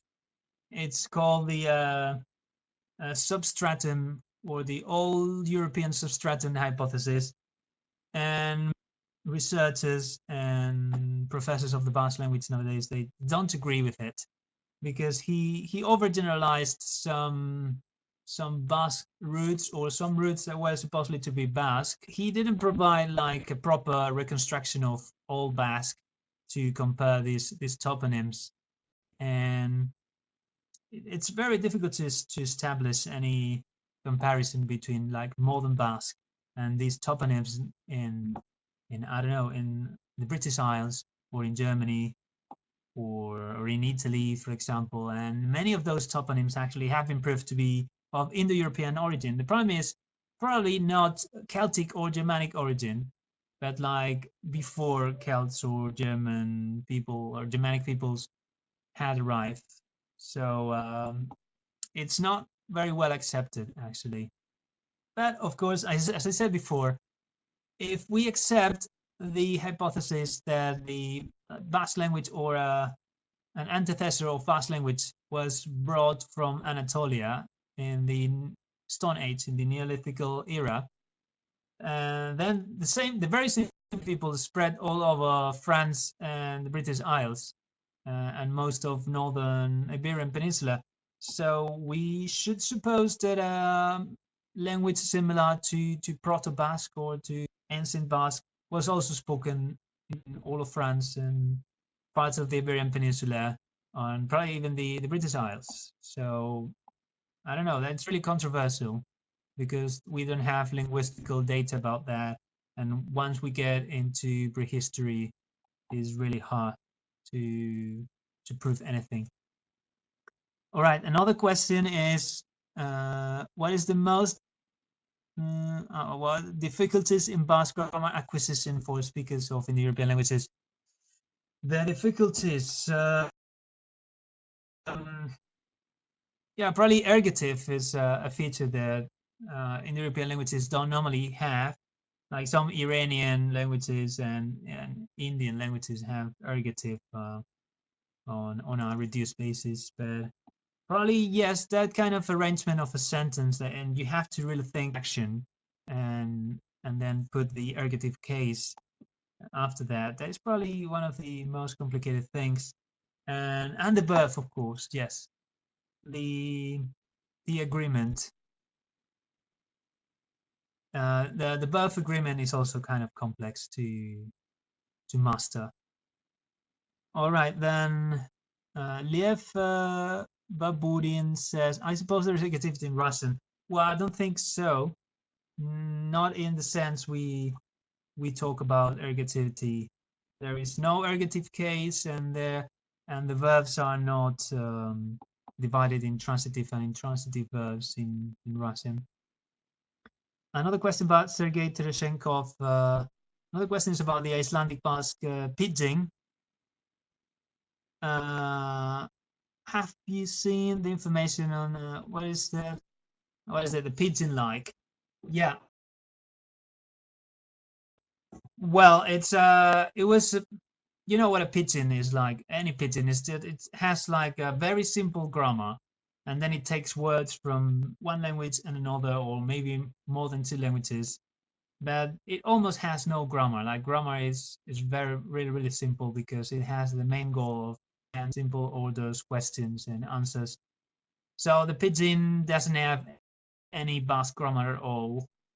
It just uses a few Basque words, some Romance words too, and some Icelandic words. And we have very little documentation about it anyway. Okay, what else? Slobodan Vasic, are there any chances to improve knowledge on the origin? Yeah, well, the what researchers are working on is actually improving the knowledge we may have on Proto-Basque, like on the reconstruction of prehistoric Basque, like what was Basque like 2,000 years ago. Well, we have Aquitanian, which is not much. We don't have any grammar about Aquitanian, so we have an idea about the Aquitanian grammar. And what was Basque like 3,000 years ago, 4,000 years ago, 5,000 years ago? It's hard to tell, and that's what people are working on reconstructing the primeval roots of the language and the original grammatical structure, which was probably quite different from the one we have nowadays. And once we have that type of reconstruction, that type of far reconstruction, like what was Basque language like 3,000, at least 4,000 years ago, then we can compare that with all the languages and see if they are similar. It's really complex issue. Like for example, me personally, I have quite recently compared Basque language with Ket language spoken in Russia on the Yenisei River, and I'm not the first one to have done that. And it's true that there are some striking similarities, but how do you explain that possible link? It's really hard to explain, because they are like I don't know, 5,000, at least 6,000 kilometers apart. 6,000 kilometers apart. Verb systems are similar, even some of the morphemes in the verbs, and the declension is similar, but it's really hard to explain. And we would be talking about a link tracing back to, I don't know, 10,000 years ago, or it's impossible to prove scientifically. All right, again, do we have any traces of Basque language in America? Well, yes, Basque people migrated to America because they were like whales hunters, so that's why they became in touch with Icelandic people and with some Amerindian, the original peoples in America, and they established a few fishing colonies in Terra Nova, so Newfoundland in Canada. So well, I have quite recently seen that there is at least one word used in Canada, in Quebec, in Quebec in French, that can be traced back to Basque. So probably was brought by the French Basque population. It's just to talk about the animal deer. So yes, there are a few traces maybe in Canada and in North America, like in the far north of America, but not many. Okay, there's Mars. I think it was Edward Mars geophysic theory there. I know there are some theories in Russia that actually link many languages together, like Caucasian, Sino-Tibetan, and Amerindian languages, languages from America, Basque, etc. But it's really hard to prove all of that using like modern linguistic methods. All right, again, is it possible that in the future euskara will shift from ergative to nominative? Yeah, well, it's actually possible, yeah. And as we all suppose that probably Basque developed ergative at some point in the past, in the prehistory, as I said before, some European languages have done too, and I think all ergative languages have developed ergative at some point, and it's probably, yeah, it's actually quite probable to lose ergative because L2 speakers nowadays, I don't know how you found out about this, but it's true that L2 speakers nowadays sometimes forget to use the ergative case. And in most cases, there is no problem in comprehension thanks to the word order, to the order of the sentence. But that is not how Basque works, right? Or how Basque is supposed to work. We have this free configuration of the elements because we have cases, and each case tells the role of each word. So once you remove one of the cases, in this case ergative, then the word order becomes a little bit more stiff, more strict, right? But maybe it will happen, who knows? Okay, Anna Voronkova, there were arguments about orthography and dialects, French and Spanish orthography. What was the secret? How did Basque scientists gain one system, accept and read? Okay, yeah, Basque orthography, modern Basque orthography is kind of interesting debate because for the most part it was written, like I said, in this romance-like orthography until the 19th century. But some new developments happen here and there throughout the centuries. So like, for example, K was already being used in the northern Basque Country, like in the 16th century, in the 17th century. And that's the orthography that has been adopted, using K instead of C or Q. And what else can I tell you? I don't know. Yes, the sibilant sounds. Yeah, fricate sounds like TS, TZ, TX also, that is nowadays used TX instead of CH or TCH to represent the sound of che, right? Nowadays we use a T and an X, right? But that was quite an invention. I don't know how to say. In the 19th, 20th century, there were different propositions for that. And like I said, they were debating orthography for almost 6 decades before they reached an agreement. But then they all have accepted it, yeah. And more, many people nowadays don't even know that Basque had Romance-like orthography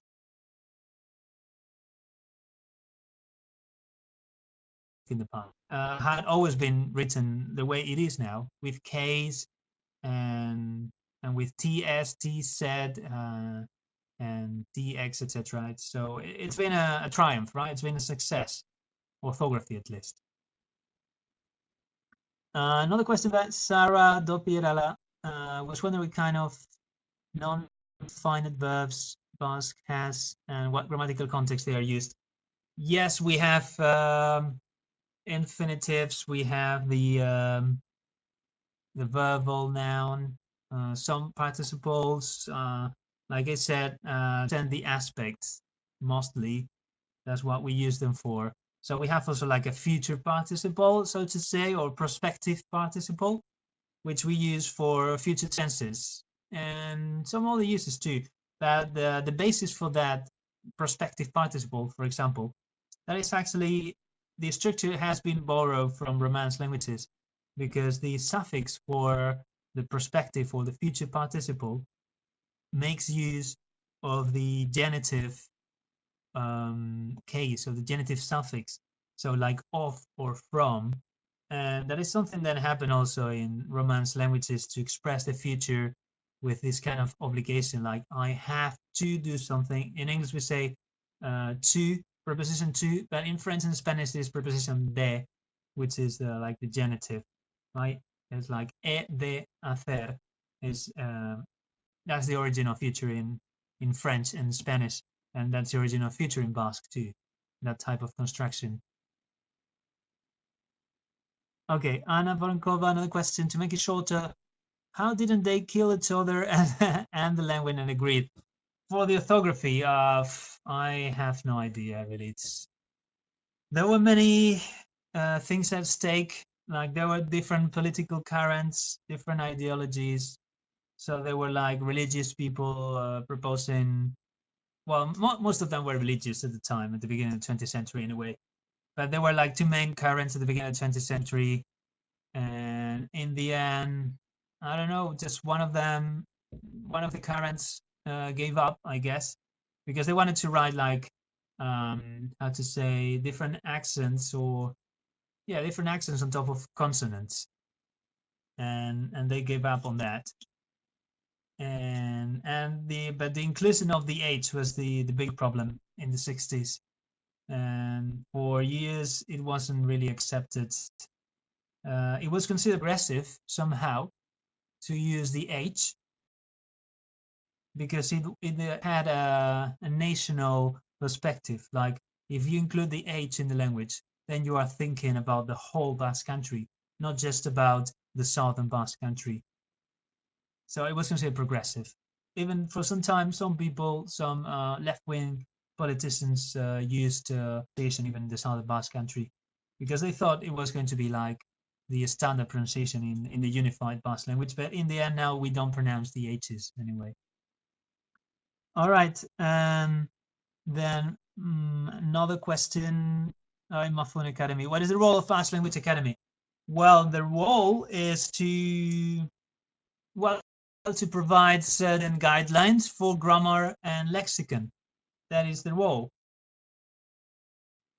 Basically, periodically they release dictionaries including new words or that reflect the current usage of words, and they publish grammars.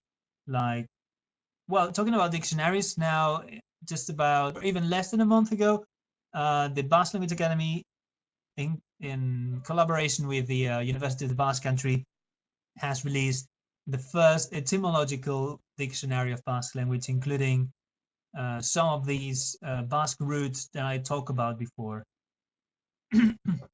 Okay, another question. How do the dialects appear on Basque television? Are the characters speaking in Biscayan in the Basque TV series? Yes, of course.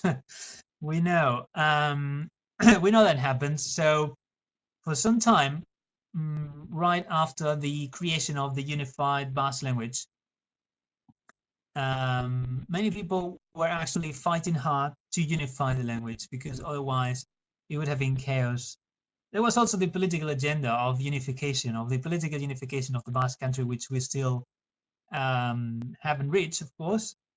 And they wanted to have this unified language, so all Basque people could communicate with each other using Basque language, and without having the need to use a different language, right?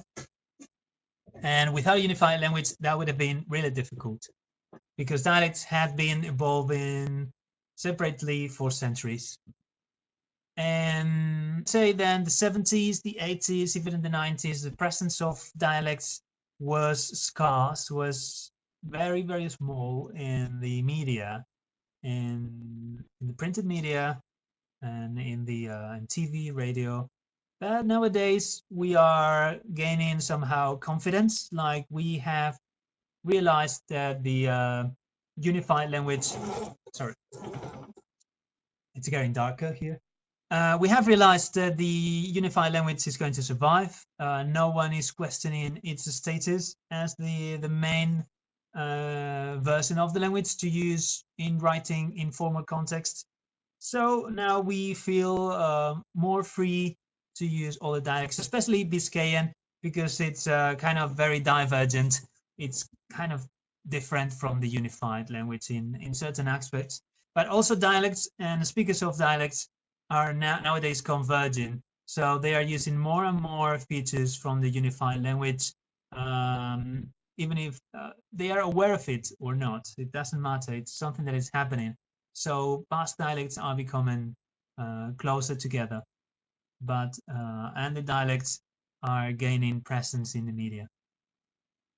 All right, another question is, MAFUN Academy, who is inventing neologism? Well, nowadays we are not inventing many neologisms these days, so now we have more of a tendency to just to take the long word. But neologisms were invented by many different people throughout history. I mean, for the past 200-300 centuries. Yeah, 2-3 centuries. Then, yes, the Basque Language Academy invented some neologism in the 20th century, but it's not its role nowadays. It's just reflecting the usage of the language. So the media, like Basque language newspapers, Basque writers, and some institutions, for example, institutions for science are creating neologisms sometimes and publishing dictionaries of neologism of technical terms. But we are not creating that many, I think. Okay, so you found out Bakartza Tejeria kind of Basque president. No, she is the president of the parliament, president of the Basque parliament, which is here where I am now in this town in Vitoria-Gasteiz. And so the president of the parliament is not the president of the Basque autonomous community. There is another one. It's the president right now of the Basque autonomous community. So just remember, 3 provinces of the whole of Basque Country, of these 7 provinces, is Íñigo Urkullu Renteria. That's the Basque president, and he has recently been, like, just a couple of days ago, he's talked at the UN and the United Nations just a couple of days ago in New York. And yes, they all politicians in the Basque Country nowadays, they speak Basque language, yes, including the president of the Basque parliament and the Basque president, yes, but not all politicians speak Basque.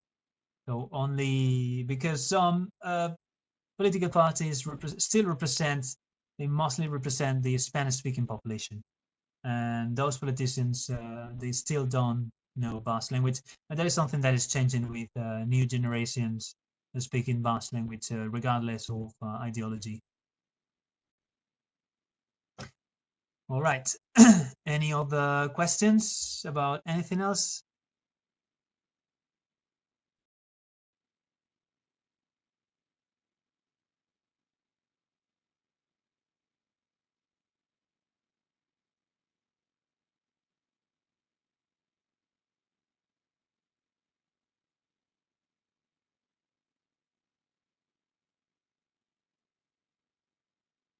Okay, yes, you had a webinar on cat language. Yeah, I think it's a very interesting language. I would like to know more about it. Because, like I said, it's difficult to prove any links to Basque language. But anyway, I find it fascinating in the sense that it shares many of the features of typology. I think it would be interesting to learn more about cat language for me as a Basque speaker. Okay, Juhani Pananen, yeah, says thank you. Thanks to you for attending. The question: do you use language nest method? What is the nest method? Do you mean like immersive method, or? Yes, yes, it's all full immersion, like in Catalonia. Like I said before, the education system nowadays most of the children studying at school nowadays in the Basque Autonomous Community, not anywhere else. They study most of it in Basque, regardless of the language spoken at home. They all the teachers, all the subjects are in Basque. Yes, that is the immersive method.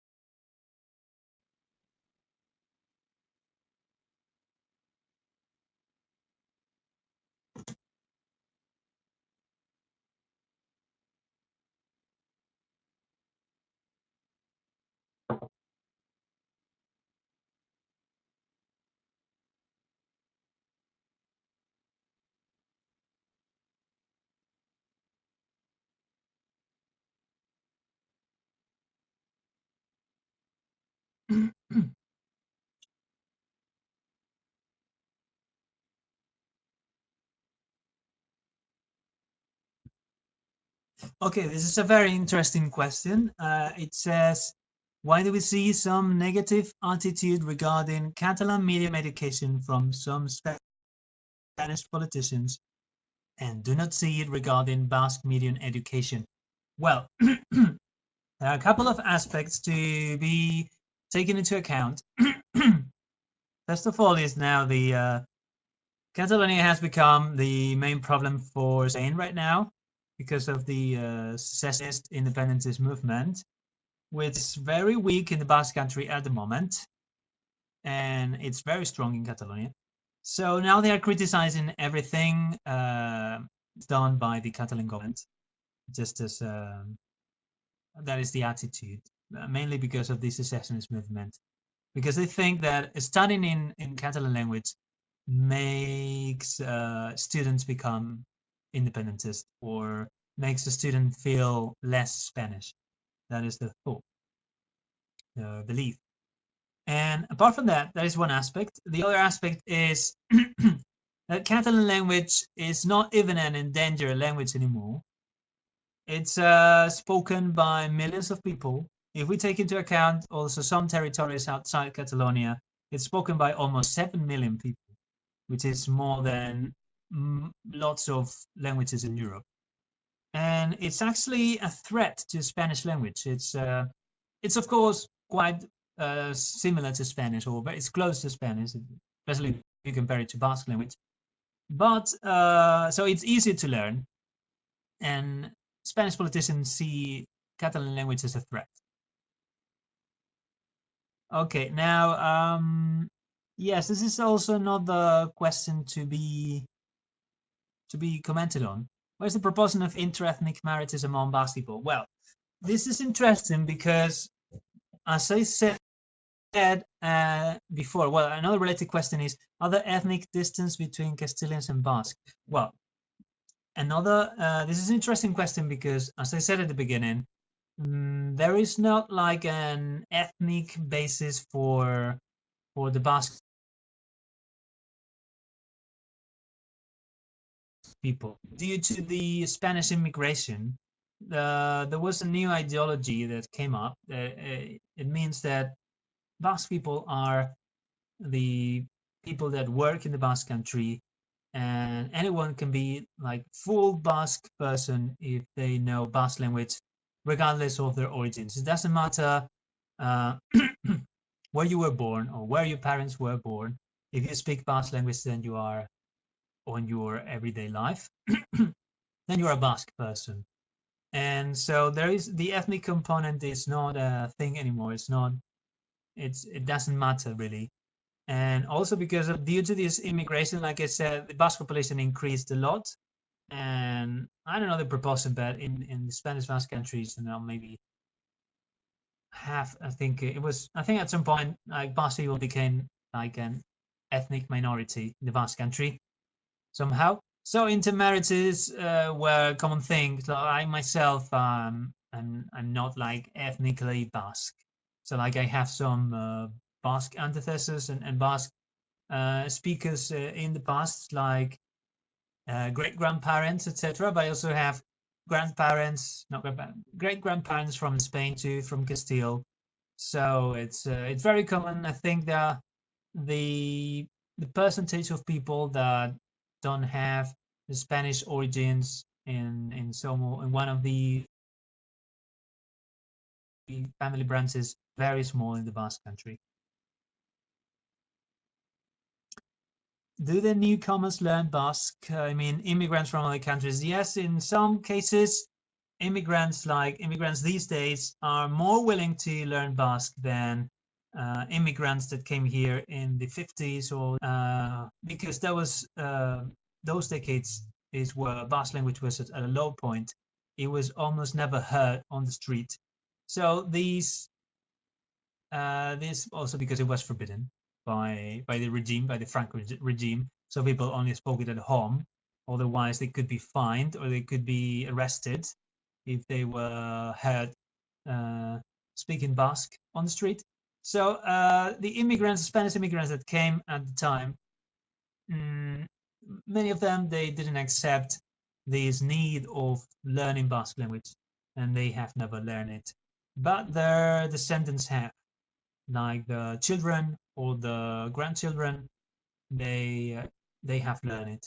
And nowadays, immigrants coming nowadays are more open to this possibility because Basque language is more and more commonly becoming an everyday language in many parts of the Basque Country. Anna Voronkova, like they say about Catalan, Catalan is the one who speaks the language and considers himself Catalan. Yes, that's something that happened, and probably in all of the Spanish states, because Catalonia had the same problem with the Spanish immigration because of the industry, and also because most of these movements in the Basque Country and Catalonia were left-wing, and of course, left-wing movements are never based along ethnic lines, never. So you talk about the workers, right? And this regional identification is kind of impossible in Russia. Yes, I know, I'm aware of that. That's why I wanted to clarify that from the beginning, that ethnic identification is not a big thing in the Basque Country anymore.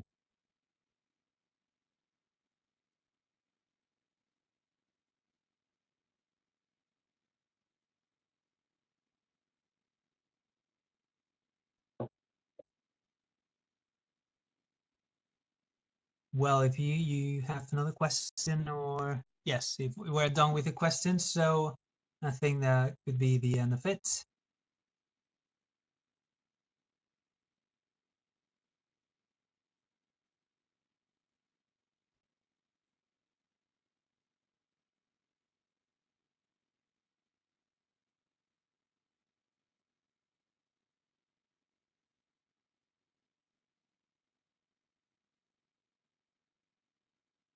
Yeah, thanks to you, Leah, for attending. So I it's think that time was a little to bit end long, this so seminar. thanks for Asier, we don't bearing hear with you. us. Yeah, so I think it's time to close. Once So we can again, close and just I can say goodbye to everyone. Thanks for listening and for answering, and sorry, for asking these interesting questions. And so that's all. Goodbye. Yes. Many thanks to you for this fundamental, for this profound seminar. It was very, very interesting. We received a lot from your speech. Thanks a lot. Thanks to you for the invitation. Okay, goodbye. Yes, and I want to personally thank Anna Voronkova, who connected me with Asier, and it became possible. This seminar became possible. Anna, kiitos.